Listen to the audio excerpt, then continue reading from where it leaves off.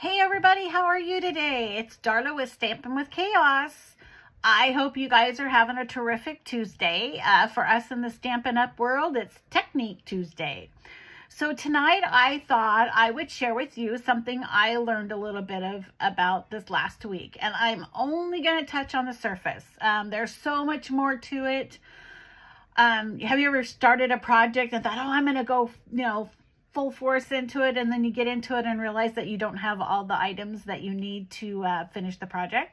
Well, that's kind of where I'm at. Stampin' Up has so many different things that coordinate together, and I decided I wanted to do this Technique Tuesday, and then the more I got into it, it's like I needed this little brush, or I needed this. But to do the basic, what I want to show you tonight, I have everything I need. So, what I'm going to do is I'm going to introduce, it's new to me. I'm sure it's been on Stampin' Up for a year or two, but for me, it's brand new, and they are called Stamping Blend Pens. Well, they're just actually called Stamping Blends, but they are an alcohol-based marker, and they come in, each one of them usually come in 2 shades. Oh, I forgot to see what the price was. Hold on just a sec. They come in 2 shades. You get a light and a dark, which is really, really cool. It coordinates with all of our ink. It coordinates with our paper, our ribbons. That's the one thing I keep telling you guys I love about Stampin' Up! Is it all coordinates together. So if I want the olive green paper, I can get the olive green ink. I can get the olive green pen. So that's one of the pluses I find with Stampin' Up! So the Stampin' Up! Blends are alcohol-based stamping pens. You get a dark shade and a light shade. They come in a combo pack, and I was trying to see the cost off the top of my head. They are $9 for 2 of them, which really isn't a bad idea, isn't a bad deal, because you actually get four different pens. You get 2 different colors and 2 different ends. So this one right here that I'm showing you is our Dark Mossy Meadow. So you have the Dark Mossy Meadow with the bullet shaped end, if you can see it, like a marker. And then you have the Darky Mossy Meadow with like a, oh shoot, what's it called? A brush tip.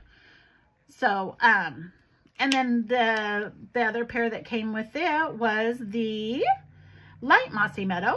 Oh, dark light though. Anyways, so you have the Dark Mossy Meadow and the Light Mossy Meadow. Whew. I'm not short there. My goodness. Anyways, and the same thing, it has the 2 different ends.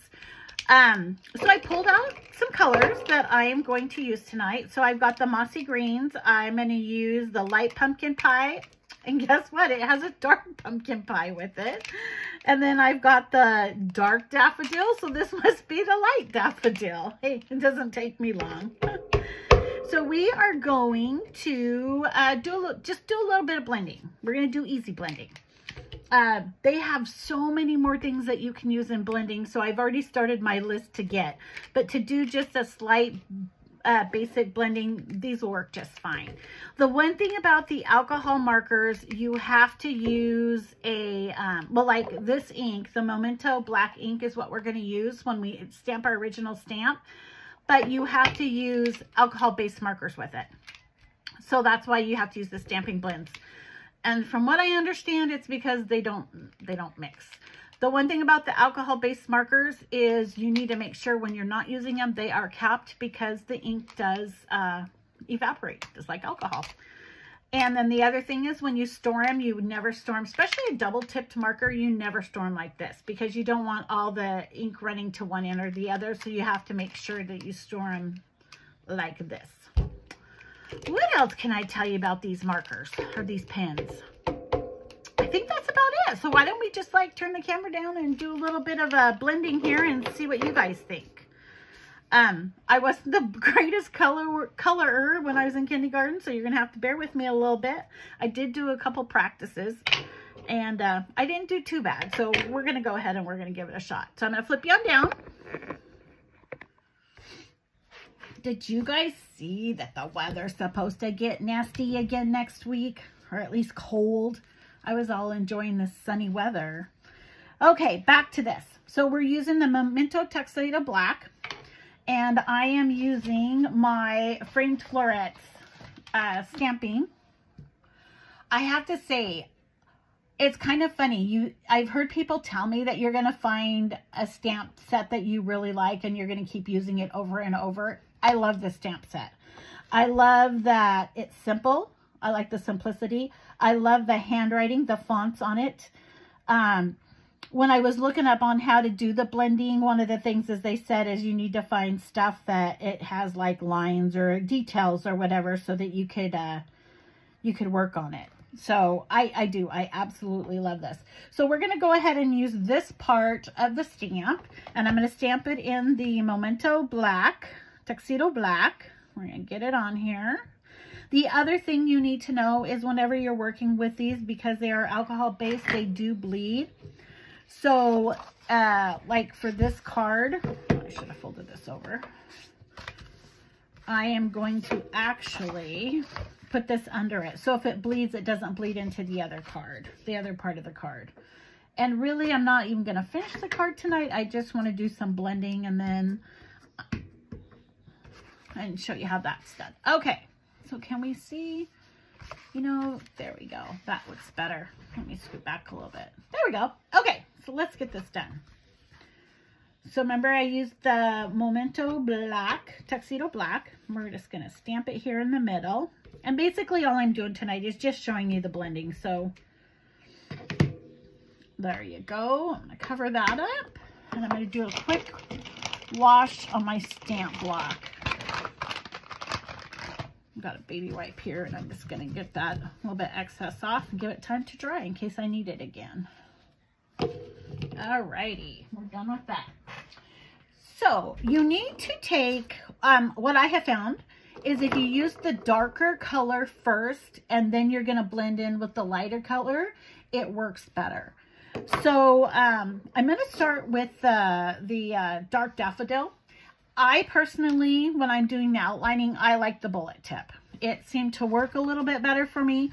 This alcohol ink, and I'm not sure how well you guys are going to be able to see it, but you barely even touch the paper, man. It just absorbs it. It just absorbs it right up. I'm going to start, because I'm not that good, I'm going to go ahead and start with these bigger flowers, and I'm just going to trace. I do have the dark one, yeah. I'm just going to trace outside the leaves and all the little lines. And you don't have to be perfect because you're going to blend it anyways. I found that, yeah, you don't have to be absolutely perfect, which was kind of good for Darla because she doesn't stay within the lines anyways. Okay, so then what we're going to do is I'm going to take the light stamping blend, the same color, the light daffodil, and I'm going to do the inside. And I'm going to go ahead and show you the difference. This tip is I call it the whisper tip because you kind of like wisp with it. This tip is called the brush tip. And so I'm just going to go inside of this and just lightly color it in. Now, if you want it darker, you can go back over it. But we're just going to do a light color. And as it dries, you will see the difference of the colors. At first, when it's wet, it's a little bit harder to see, but then once it gets darker, then we're going to take another color. I'm going to take my dark pumpkin pie, and I'm going to go around the edge of that one. Now see, can you see the difference between the light and the dark? So we're just going to add a little bit more color. Same thing, just kind of go around the edge. Whoops. You don't have to push real hard, I found, because like I said, it's like the paper grabs it and just sucks it in. So I'm going to do these little dark lines right here too. Put a little bit extra color there. And now I'm going to take the light pumpkin pie and I'm going to do the whisper. I'm going to do the psh, psh on this. And see what it looks like. I might have to add a little bit more yellow. That might have been a little too much orange. I was trying to go for just a little orange. I think I colored it too much. But we're going to let it dry. But you can see the difference in the colors as it dries. Let me see if I hold it up a little bit closer. You can see the little bit of light coming through.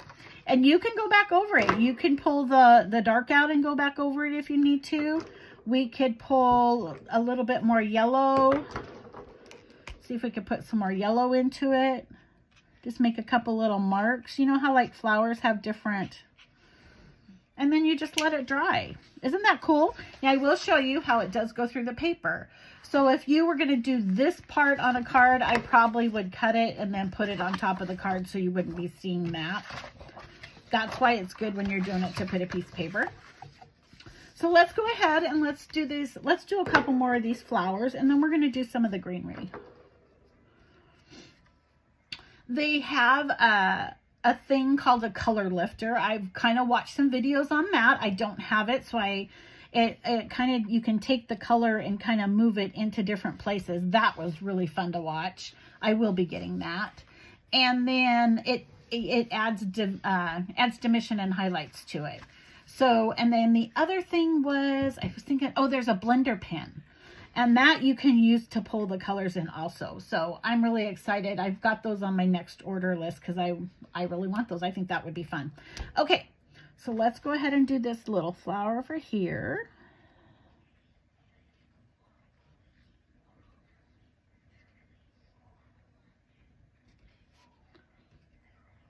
Doing the dark first. It seems to work better in my eyes.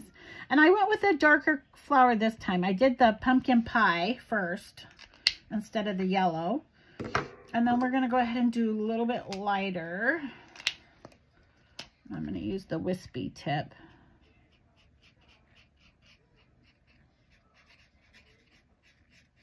I don't have a lot of these markers yet. So, ooh, that one really shows up the difference. So I was trying to figure out which ones would blend best, and I really like this design to do it with. I'm going to go around the outside with the dark one more time to kind of make it stand out a little bit. I like this.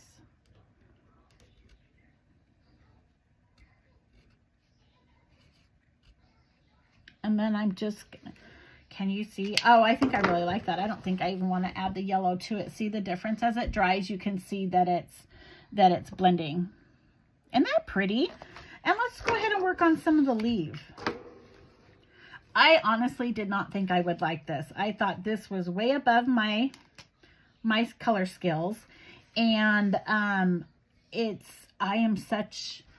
trying to learn to slow down, and I do everything in such a hurry. So I'm like, okay, I did these little hearts and these little flowers, and they didn't turn out too bad.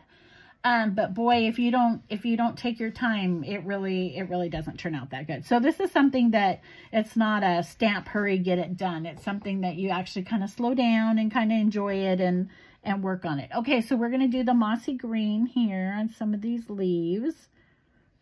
And if you can see, it just really sucks it down fast. And we're going to go over here. And the smaller, the more intricate, a little bit harder that it is. You don't quite get this one I'm just going to color in all green. Okay, let's do this one, the lights.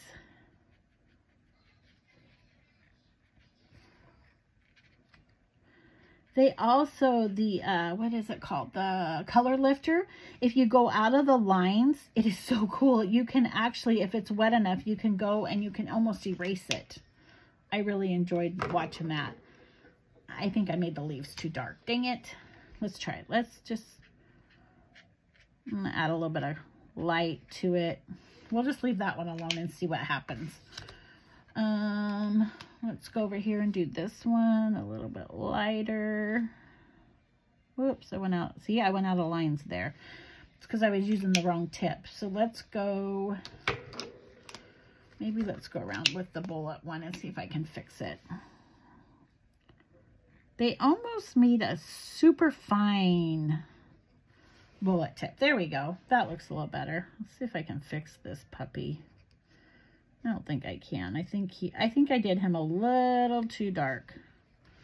Not sure I can get him lightened up much. These two don't look too bad. Seems like that one just keeps getting darker and darker. We got another little flower there. So you get the kind of the gist of it. You just always start with the darker color. I prefer the bullet tip to trace with.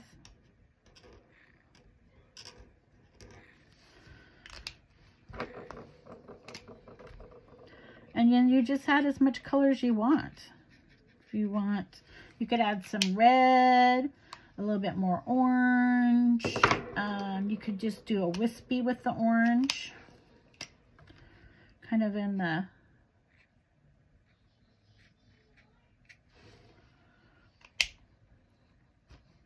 There's just so much you could do with it.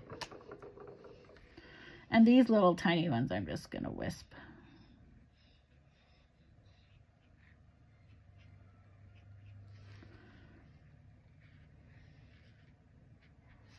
See, I tried coloring with this. I'm using the wrong tip. There we go.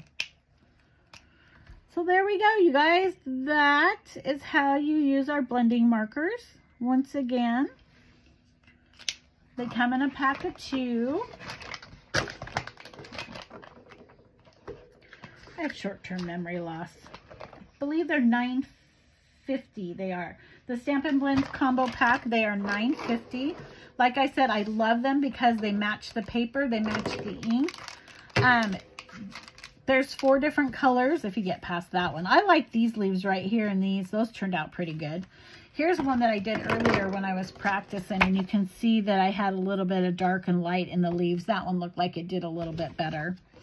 So anyways, that is my Technique Tuesday for the day. I hope you guys all have a fantastic day. I will be going live on Wednesday, probably around 8, hopefully by 8 o'clock. I don't like to go too much later because then I start to get tired. I'm not sure what I'm doing yet, but I'll come up with something. So I hope you guys all have a fantastic Tuesday, and we will be talking to you soon. Thank you.